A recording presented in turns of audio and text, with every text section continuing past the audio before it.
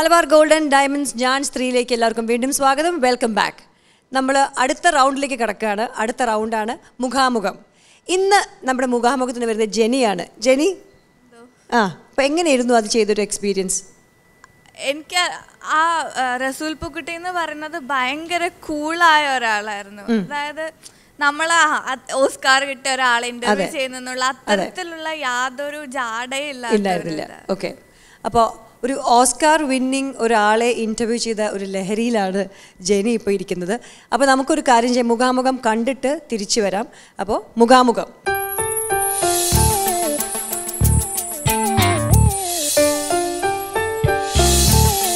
റസൂൽ പൂക്കുട്ടിയെ മലയാളി അറിയാൻ തുടങ്ങിയത് സ്ലം ഡോഗ് മില്യണർ എന്ന ഹോളിവുഡ് സിനിമയുടെ സൗണ്ട് മിക്സിങ്ങിന് റിച്ചാർഡ് പ്രൈക്കിനൊപ്പം ഓസ്കാർ അവാർഡ് നേടിയതോടെയാണ്. റസൂൽ പൂക്കുട്ടി ജനിച്ചത് കൊല്ലം ജില്ലയിലെ പുനലൂരിനടുത്തുള്ള വിളക്കുപാറ എന്ന ഗ്രാമത്തിലാണ്. മകനെ ഒരു വക്കീലാക്കാൻ പിതാവ് ആഗ്രഹിച്ചു. എന്നാൽ മകൻ ശബ്ദങ്ങളുടെ നാനാതരം വൈചിത്ര്യങ്ങളിൽ ഭ്രമിച്ച് പൂനെയിലെ ഫിലിം ഇൻസ്റ്റിറ്റ്യൂട്ടിൽ ചേർന്ന് 1995 ബിരുദം നേടി സൗണ്ട് റെക്കോർഡിസ്റ്റായി. ജീവിതത്തെ പ്രീ ഓസ്കാർ എന്നും പോസ്റ്റ് ഓസ്കാർ എന്നും തരംതിരിക്കാൻ പറ്റുമോ? ഈ ഓസ്കാർ നോമിനേഷൻ കിട്ടുന്നതിന് മുൻപും അരമണിക്കൂർ മുമ്പും, നോമിനേഷൻ അനൗൺസ് ചെയ്യുന്ന അരമണിക്കൂർ മുൻപും എനിക്ക് ക്യാസിൻ്റെ നോമിനേഷൻ വന്നു, ബാഫ്റ്റയുടെ നോമിനേഷൻ വന്നു. ഇത് പത്രക്കാർ ഇതിനെപ്പറ്റി ഒന്ന് എഴുതാൻ വേണ്ടിയിട്ട് ഞാൻ എന്തുമാത്രം വാതിലുകൾ മുട്ടി.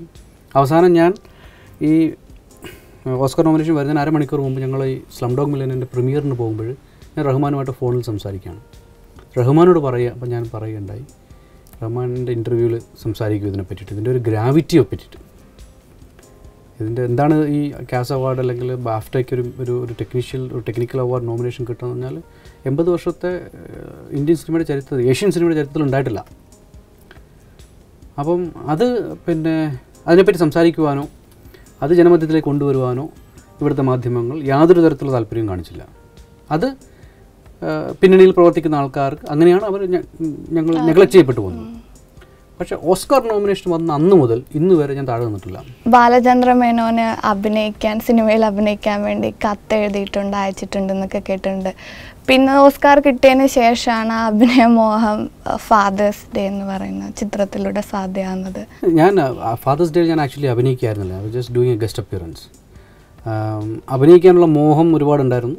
അങ്ങനെയാണ് ഞാൻ ഇഷ്ടമാണ് പക്ഷേ ഏതോ സിനിമയിൽ ബാലതാരത്തിനായിട്ട് ഞാൻ കൊടുത്തത്. അപ്പോൾ ഞാൻ ഇടയ്ക്ക് ഇങ്ങനെ തമാശയ്ക്ക് പറയേണ്ടത് എൻ്റെ ഓസ്കറിന് 2 പേരെ കാരണം, ഒന്ന് ബാലചന്ദ്ര മേനോനും 2 അമീർ ഖാനുമാണെന്ന് പറയേണ്ടത്. ഞാൻ ഇൻസ്റ്റിറ്റ്യൂട്ടിൽ പഠിക്കുന്ന സമയത്ത് ഞാൻ ഒരുപാട് സിനിമകൾ അഭിനയിച്ചിട്ടുണ്ട്. ഞങ്ങൾ ഇൻസ്റ്റിറ്റ്യൂട്ടിൽ പഠിക്കുന്ന സമയത്ത് ഞങ്ങൾക്ക് ആർട്ടിസ്റ്റൊന്നുമില്ല, ആരെങ്കിലും പുറത്തുനിന്ന് പോയി കൊണ്ടുവരാൻ ഞങ്ങൾ പൈസയൊന്നുമില്ല, അപ്പോൾ ഞങ്ങൾ തന്നെയാണ് അഭിനയിക്കുന്നത്. അങ്ങനെ ഒരുപാട് സിനിമകൾ അഭിനയിച്ചിട്ടുണ്ട്. നിശബ്ദ ചിത്രത്തിൽ നിന്ന് ശബ്ദ ചിത്രത്തിലേക്കുള്ള റെവല്യൂഷൻ, ഇത്തരത്തിൽ കണ്ണ് കാണാത്തവർക്ക് വേണ്ടി ശബ്ദങ്ങൾ കൊണ്ട് മാത്രം ഒരു സിനിമ സൃഷ്ടിക്കുക എന്നുള്ള ഒരു ഐഡിയ, അതിനെക്കുറിച്ച് എന്താണ് അഭിപ്രായം? കണ്ണ് കാണാത്തവർക്ക് വേണ്ടി ശബ്ദങ്ങളെ കൊണ്ടൊരു സിനിമ സൃഷ്ടിക്കുക. ഞാൻ ഓരോ സിനിമയ്ക്കും സൗണ്ട് ചെയ്യുമ്പോഴും ഞാൻ ആലോചിക്കുന്നത് ശബ്ദം കൊണ്ട് എങ്ങനെ കഥ പറയാമെന്നാണ്. എന്നെ സംബന്ധിച്ചോളം പിക്ചറിന് അവിടെ വലിയ പ്രസക്തിയില്ല. ഞാൻ സൗണ്ട് ചെയ്യുമ്പോഴും ഞാൻ സൗണ്ട് ഡിസൈൻ ചെയ്യുമ്പോൾ പിക്ചറിന് വേണ്ടിയിട്ടല്ല ഞാൻ സൗണ്ട് ഡിസൈൻ ചെയ്യുന്നത്. ഞാൻ സൗണ്ട് ഡിസൈൻ ചെയ്യുന്നു, ആ ഡിസൈൻ ചെയ്ത സൗണ്ട് പിക്ചറിന് എഗൻസ്റ്റായിട്ട് വയ്ക്കുമ്പോൾ അതിനെന്തോ ഒരു മൂന്നാമതൊരു മീനിങ് വരും. ആ മീനിങ്ങിൽ ഏറ്റക്കുറച്ചിലുകൾ ഞാൻ ചെയ്യാറ്. അപ്പോൾ എന്നെ സംബന്ധിച്ചോളം ഞാൻ സൗണ്ട് ചെയ്യുന്നത് സൗണ്ടിൻ്റെ ഒരു ഇമേജറി ഉണ്ടാക്കുകയാണ് ചെയ്യുന്നത്. അങ്ങനെയാണ് ഒരുപക്ഷെ കണ്ണ് കാണാൻ മേലാത്ത ആൾക്കാർ ജീവിക്കുന്നതും അവരവരുടെ ജീവിതം മുന്നോട്ട് കൊണ്ടുപോകുന്നത്. ആ ഒരു ഇമേജറിയിലൂടെയാണ് അവർ കൊണ്ടുപോകുന്നത്.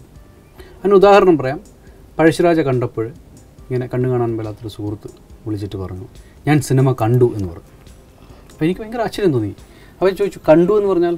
അല്ല, എല്ലാ ശബ്ദങ്ങളും ഞാൻ കേട്ടിട്ട് ഞാൻ ആ സിനിമ യഥാർത്ഥത്തിൽ കണ്ടു എന്നോട് പറഞ്ഞു. അത് എന്നെ സംബന്ധിച്ചോളം ഒരു വലിയ എന്താ പറയുക, that's much bigger than an award. Slum ഡോഗിന് വേണ്ടി വർക്ക് ചെയ്തപ്പോൾ ചേരികളിലെ ശബ്ദങ്ങൾ, അതുപോലെ തന്നെ CST റെയിൽവേ സ്റ്റേഷൻ്റെ ശബ്ദങ്ങൾ ഇതൊക്കെ റെക്കോർഡ് ചെയ്തു. ചേരിയെക്കുറിച്ച് സിനിമ ചെയ്യുന്നതിന് മുമ്പുണ്ടായുള്ള ഒരു വ്യൂവും ചെയ്തതിന് ശേഷം ഉണ്ടായ ഒരു വ്യൂവും മാറിയിട്ടുണ്ടോ? സ്ലം ഡോഗ് എത്തിയത് വളരെ എൻ്റെ സിനിമാ ജീവിതത്തിൻ്റെ വളരെയധികം പിന്നിട്ട് പോയ വർഷം 14 വർഷത്തിന് ശേഷമാണ് വന്നിട്ടുള്ളത്. ഞാൻ തുടങ്ങിയത് ഡോക്യുമെൻ്ററി സിനിമകളിലാണ്. ഡോക്യുമെൻ്ററി സിനിമകളിലൂടെയാണ് ഞാൻ എൻ്റെ ഇന്ത്യ ആക്ച്വലി കണ്ടത്. നമ്മൾ ഇന്നിരിക്കുന്ന സ്ഥലമോ നമ്മൾ പുറത്തിറങ്ങി കാണുന്നതോ അത് മാത്രമല്ല ഇന്ത്യ എന്നത് യഥാർത്ഥത്തിൽ അറിയണമെങ്കിൽ ഇന്ത്യ മുഴുവൻ സഞ്ചരിക്കണം. ഇന്ത്യയുടെ ഗ്രാമങ്ങൾ, ഇന്ത്യയുടെ പട്ടണങ്ങൾ, അതിൻ്റെ അണ്ടർബെല്ലി നമ്മൾ നേരിട്ട് അറിയണം. അത് ഞാൻ അറിഞ്ഞത് എൻ്റെ ഡോക്യുമെൻ്ററി ജീവിതത്തിലൂടെയാണ്. ഗാന്ധിജി പറഞ്ഞ ഓരോ വാചകവും എത്രയോ ശരിയാണ് എന്നെനിക്ക് തോന്നിയത് എൻ്റെ 6-7 വർഷം ഞാൻ ഇന്ത്യ മുഴുവൻ ഓടി നടന്ന് കണ്ട ആ കാലഘട്ടത്തിലാണ്. അതും ഞാൻ പഠിച്ച സിനിമയുമാണ് എന്നെ ഉരുത്തിരിഞ്ഞെടുത്ത എന്നെ ഞാനാക്കിയെടുത്തത്, ഒരു വ്യക്തിത്വം ഉണ്ടാക്കിയെടുത്തത്. സ്ലം ഡോഗ് ഒരുപാട് കോൺട്രവേഴ്സി ഉണ്ടാക്കിയ ഒരു സിനിമയാണ്.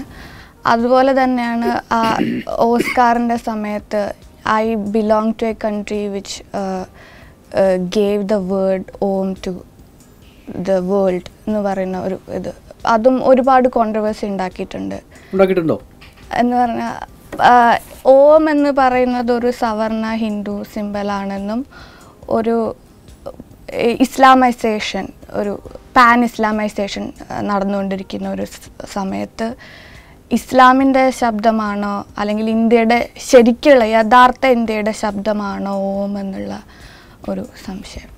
അത് ഞാനൊരു മുസ്ലിം ആയതുകൊണ്ടാണോ ഈ ചോദ്യം മുന്നോട്ട് വരുന്നത്? ഒരിക്കലും അല്ല. ആണ്. അവിടെയാണ് നിങ്ങളെല്ലാവരും തെറ്റിപ്പോകുന്നത്. ഞാനൊരു മുസ്ലിം ആയതുകൊണ്ടാണ് ഈ ചോദ്യം തീർച്ചയായിട്ടും വന്നുള്ളത്.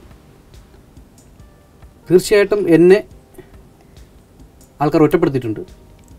അതേസമയം സാംസ്കാരികമായിട്ട് മുന്നോട്ട് നിൽക്കുന്ന പ്രോഗ്രസീവായിട്ടുള്ള പൊളിറ്റിക്കൽ പാർട്ടിയിലെ വളരെ യാഥാസ്ഥികരായിട്ടുള്ള ആൾക്കാരും പറഞ്ഞിട്ടുണ്ട് ഞാൻ ഹിന്ദു ഫണ്ടമെൻ്റൽസാണെന്ന് തന്നെ വിളിച്ചിട്ടുണ്ട്. അതേസമയം ഇസ്ലാമിക് കോർ ബിലീഫിലുള്ള ആൾക്കാർ ഞാൻ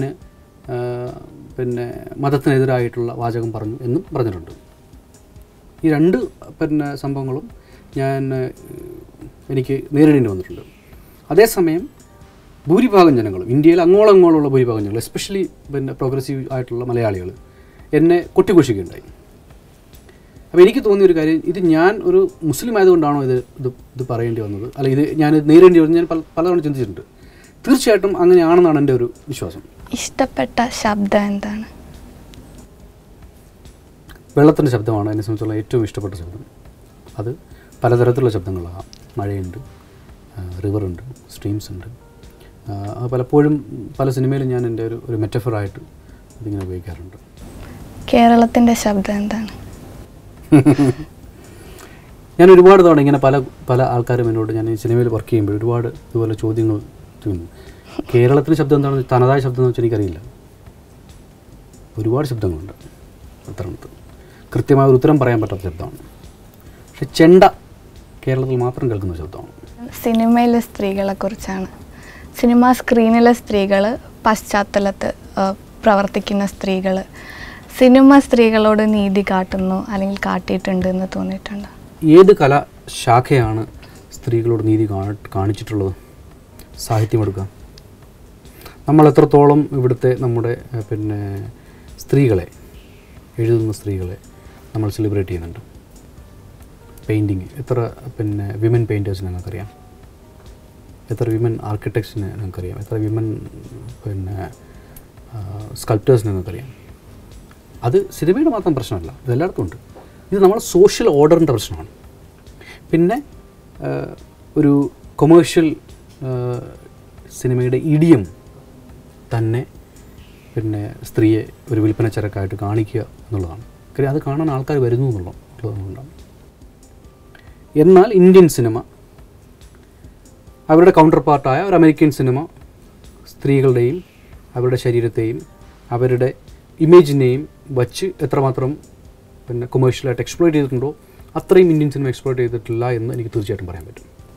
അപ്പോൾ എന്നെ സംബന്ധിച്ചോളം ഞാൻ സ്ത്രീകളോട് അങ്ങനെ ഒരു വിമുഖത കാണിച്ചിട്ടില്ല. ഒരുപക്ഷെ ഇന്ത്യൻ സിനിമയിൽ ഏറ്റവും അധികം പെൺകുട്ടികൾ അസിസ്റ്റ് ചെയ്തിട്ടുള്ളതും ഇന്ന് ഞാൻ അവരെ മുൻനിരയിലേക്ക് കൊണ്ടുവരുന്നതും ആ ഒരേ ഒരു സൗണ്ട് റെക്കോർഡ് ഞാൻ മാത്രമാണ്.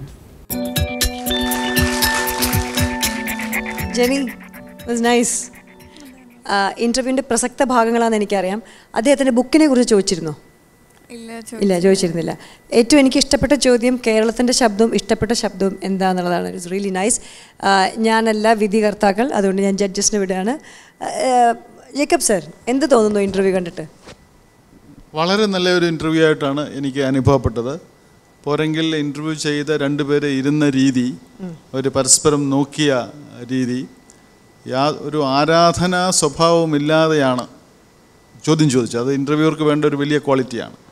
വലിയ ആളിനെയാണ് ഇൻ്റർവ്യൂ ചെയ്യുന്നത്, പക്ഷേ ആരാധനയോടെ അല്ല, വളരെ അയാളും ഒരു മനുഷ്യനാണ് എന്നുള്ള രീതിയിൽ തന്നെയാണ് ചോദ്യങ്ങൾ ചോദിച്ചത്.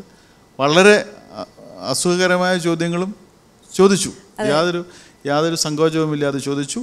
അപ്പോൾ തന്നെ ഇൻ്റർവ്യൂ ചെയ്തപ്പെട്ട ആളും അതുപോലെ തന്നെ പ്രതികരിക്കുകയും ചെയ്തു. വളരെ വളരെ ഭംഗിയായിരിക്കും. വളരെ അദ്ദേഹത്തിന് മനപ്രയാസം ഉണ്ടാക്കുന്ന, അല്ലെങ്കിൽ അദ്ദേഹം തന്നെ വിഷമം ഉണ്ടാക്കുന്ന ഒരു ചോദ്യമാണ് ചോദിച്ചത്. വളരെ ഭംഗിയായിട്ടാണ് ആ ഇൻ്റർവ്യൂ നടത്തിയത്. The body language was very positive. അതുപോലെ അയാൾ you succeeded in bringing out his best. ഞാൻ അദ്ദേഹത്തിൻ്റെ പല ഇൻ്റർവ്യൂവും പലരും ചെയ്ത് ഞാൻ കണ്ടിട്ടുണ്ട്. അത് ഇതിലാണ് ഇത്രമാത്രം റസൂൽ പൂക്കുട്ടി ഒരു മനുഷ്യൻ എന്നുള്ള നിലയിൽ അദ്ദേഹം ചിരിച്ചിട്ട് അങ്ങനെ ഉണ്ടായോ? പിന്നെ കേരളത്തിൽ എന്താ ശബ്ദമുള്ള ഹി ബിക്കം വെരി ഇൻഫോർമൽ വിത്ത് ഹർ. റസൂൽ പൂക്കുട്ടിയെ നമ്മൾ നേരിട്ടും അല്ലാതെ ഇടപെട്ടിട്ടുണ്ട്, പക്ഷേ പല ഇൻ്റർവ്യൂവും കണ്ടിട്ടുണ്ട്. ഒരുപക്ഷെ അദ്ദേഹം ഒരു മനുഷ്യൻ എന്നുള്ള നിലയിൽ അദ്ദേഹത്തിൻ്റെ പ്രൊഫഷനോട് അദ്ദേഹം കാണിക്കുന്ന ലെവൽ ഓഫ് കമ്മിറ്റ്മെൻറ്റ്, അതെല്ലാം ഈ ചെറിയ ഇൻ്റർവ്യൂവിൽ കൂടി പുറത്തു കൊണ്ടുവരാൻ ജനിക്ക് സാധിച്ചിട്ടുണ്ട് എന്നെനിക്ക് തോന്നുന്നു. ഈ ശബ്ദരേഖ അതിനെക്കുറിച്ച് കാര്യമായിട്ട് പഠിച്ചിട്ടാണോ ഈ ഇൻ്റർവ്യൂവിന് പോയത് എന്നൊരു ചോദ്യം എനിക്ക് ചോദിക്കാനുമുണ്ട്. ഇതിൻ്റെ സാങ്കേതിക വിദ്യയെക്കുറിച്ച് സൗണ്ട് എഞ്ചിനീയറിങ്ങിനെ കുറിച്ച് പഠിച്ചിട്ടാണോ അദ്ദേഹത്തെ കാണാൻ പോയത് എന്ന് എനിക്കൊരു ചോദ്യം ചോദിക്കാനുണ്ട്. കാര്യമായി ഞാൻ പഠിച്ചിട്ടുണ്ടായിരുന്നു, കാരണം 1-2 ദിവസം എന്തായാലും ഞാൻ ഹോംവർക്ക് ചെയ്തിട്ടുണ്ടായിരുന്നു. പക്ഷെ സാങ്കേതികതയെക്കാളും എനിക്ക് ഞാൻ ഊന്നൽ കൊടുത്തത്, കാരണം ഞാനൊരു ശബ്ദ സാങ്കേതിക അറിയുന്നൊരു വ്യക്തിയല്ല. അപ്പം ഞാൻ അങ്ങനെ ചോദ്യം ചോദിക്കുന്ന അർത്ഥശൂന്യമാണ്. ഞാൻ എത്ര പഠിക്കും, ഞാൻ എത്ര ദിവസം കൊണ്ട് ശബ്ദത്തിന്. അല്ല, കേരളത്തിൻ്റെ ശബ്ദം എന്താണെന്ന് ചോദിക്കാൻ ജെന്നിയെ പ്രേരിപ്പിച്ച ആ ചിന്താ രീതി എന്താണ്? ഞാൻ ആദ്യം തന്നെ ഇതിനെക്കുറിച്ച് ഇതാക്കുമ്പോൾ ഞാൻ ചിന്തിച്ചത്, എൻ്റെ ഒരു ഫ്രണ്ടുണ്ട്, അവന് കണ്ണ് കാണില്ല. അപ്പം ശബ്ദമെന്ന് പറയുന്നത് ഞാൻ അവന് സിനിമ കണ്ട് ഞാൻ പറഞ്ഞു കൊടുക്കാറുണ്ട്. അപ്പം ചിലപ്പം എനിക്കപ്പോൾ ശബ്ദത്തിൻ്റെ ഇമ്പോർട്ടൻസ് അറിയാം കണ്ണ് കാണാത്ത ഒരാളുടെ ജീവിതത്തിൽ. അപ്പം അതിൽ നിന്നാണ് ശബ്ദത്തെക്കുറിച്ചുള്ള ചോദ്യങ്ങൾ മുഴുവൻ വന്നത്. അല്ലാതെ അതിൻ്റെ സാങ്കേതിക വശത്തെക്കാളും ഞാൻ ഒരാൾ കണ്ണടച്ചിരുന്നാൽ എന്തായിരിക്കും കേരളം എന്ന് പറയുമ്പോൾ എന്തായിരിക്കും കേൾക്കുക എന്നുള്ളൊരിതിൽ നിന്ന് ഈ ചോദ്യങ്ങളാണ്. അല്ല, വളരെ നന്നായി. കാരണം റസൂൽ തന്നെ പറഞ്ഞല്ലോ, ഓസ്കാറിനേക്കാൾ വിലമതിച്ചത് കണ്ടു എന്ന് പറഞ്ഞതാണ്. ഈ വക ചോദ്യങ്ങളാണ് ജെനി ആക്കുന്നത് ഞങ്ങളുടെ. വളരെ നല്ല ചോദ്യങ്ങൾ, അതിനേക്കാൾ നല്ല ഉത്തരങ്ങൾ. മീര മാഡം, നമ്മളിവിടെ കണ്ടതിൽ ഏറ്റവും ഇൻ്റലിജൻറ്റ് ഇൻ്റർവ്യൂ ആയിരുന്നു അത്. പക്ഷേ ഞാനത് ജെനിയിൽ നിന്ന് പ്രതീക്ഷിച്ച നിലവാരം തന്നെയായിരുന്നു, അതിൽ ഒട്ടും കൂടിയില്ല. കുറഞ്ഞു പോയൊരു കാര്യം ഞാൻ ചൂണ്ടിക്കാണിക്കാം. ഞാൻ എപ്പോഴും അങ്ങനെയാണല്ലോ, അതുകൊണ്ട് ദോഷേകതൃക്കായതുകൊണ്ട് ആ ശബ്ദം പലപ്പോഴും വല്ലാതെ തളർന്ന് ഭക്ഷണം കഴിക്കാതെ പോയതുപോലെ ആയിരുന്നു. എനിക്ക് തോന്നിയത് ശബ്ദം ഭയങ്കര ഉയർന്നായിരുന്നു. ഇല്ല, ജെനിയുടെ ചോദ്യങ്ങളിൽ ആ അവസാനം ആകുമ്പോഴത്തേക്ക് അതങ്ങ് സൗണ്ട് റെക്കോർഡിസ്റ്റിനോട് സംസാരിച്ചത് കൊണ്ടാണോ എന്ന് എനിക്ക് അറിഞ്ഞൂടാ. ശബ്ദത്തിൻ്റെ മോഡുലേഷൻ ചെറിയൊരു പോരായ്മ അത് കണ്ടിരുന്നപ്പോൾ പലപ്പോഴും തളർന്നു പോകുന്ന പോലെ തോന്നി. ഇനി ശ്രദ്ധിക്കാം. പക്ഷെ അല്ലാതെ നല്ല ചോദ്യങ്ങളായിരുന്നു. മറ്റു കുറ്റങ്ങളൊന്നും പറയാനില്ല. കാരണം ചോദിച്ച ചോദ്യങ്ങളുടെ ഒരു പ്രാധാന്യവും പ്രസക്തിയും, പ്രത്യേകിച്ചും സിനിമയിലെ സ്ത്രീകളുടെ സാന്നിധ്യത്തെക്കുറിച്ചുള്ള ചോദ്യം ഇതുപോലൊരു പരിപാടിയിൽ വളരെ പ്രസക്തമാണ്. അതുകൊണ്ട് അതിന് ജെന്നിക്ക് പ്രത്യേക അഭിനന്ദനം. വാമനൻ സർ, എൻ്റെ ചോദ്യം അതിന് തുടങ്ങാം. എവിടെ വെച്ചായിരുന്നു ജെന്നി ഇൻ്റർവ്യൂ? സ്റ്റുഡിയോയിൽ വെച്ചായിരുന്നു. ബോംബെയിൽ. എന്തൊരു ഭാഗ്യമല്ലേ, ഒരു ഓസ്കാർ അവാർഡ് ജേതാവിൻ്റെ സ്റ്റുഡിയോയിൽ പോയി അദ്ദേഹത്തെ ഇൻ്റർവ്യൂ ചെയ്യാൻ ഒരു അവസരം കിട്ടുക പറഞ്ഞാൽ എനിക്ക് തോന്നുന്നു അതിന് ശരിക്കും മീഡിയ വണ്ണിനോട് ജെന്നിക്കൊരു പ്രത്യേക കമ്മിറ്റ്മെൻ്റ് ഉണ്ടാവണം. എന്നെ ഏറ്റവും ഇമ്പ്രസ് ചെയ്ത കാര്യം എന്ന് വെച്ചാൽ ആ ചോദ്യം ചോദിച്ചില്ലേ, ആ കോൺട്രവേഴ്സിയെ കുറിച്ച് ചോദിച്ചില്ലേ, അപ്പോൾ അയാൾ ചോദിച്ചു ഞാനൊരു മുസ്ലിം ആയതുകൊണ്ടല്ലേ ഈ ചോദ്യം. വളരെ ബോൾഡായിട്ട് ജെന്നി പറഞ്ഞു ഒട്ടും അല്ല എന്ന് പറഞ്ഞു, ഒരിക്കലും അല്ല എന്ന്. അദ്ദേഹം വീണ്ടും പറഞ്ഞു അതെ അതുകൊണ്ടാണ്.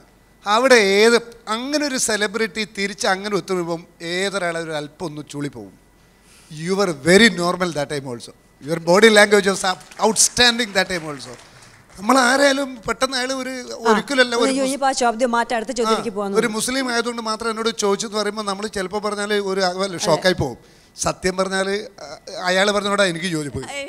അത് ഞാനും പിന്നെ പറഞ്ഞതിന് ശേഷം ഞാൻ ആലോചിച്ചത്, അതിനുശേഷം ഈ ഇന്റർവ്യൂവിന്റെ അവസാനം കുറെ കാര്യങ്ങൾ എഡിറ്റ് ചെയ്തിട്ടുണ്ട്. അതിനുശേഷം ഞാൻ അതൊന്ന് വിശദീകരിച്ച് ചോദിക്കുന്നുണ്ട്.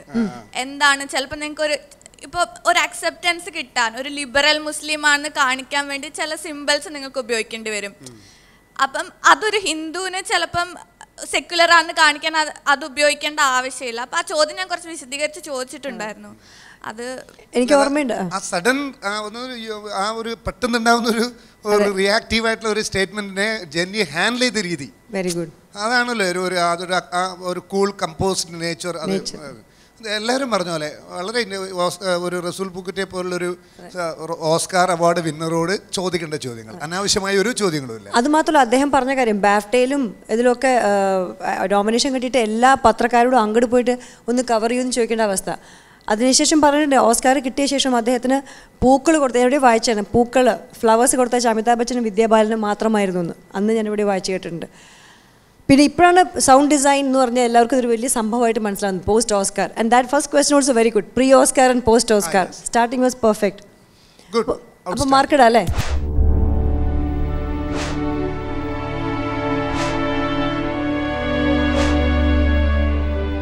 ഞാൻ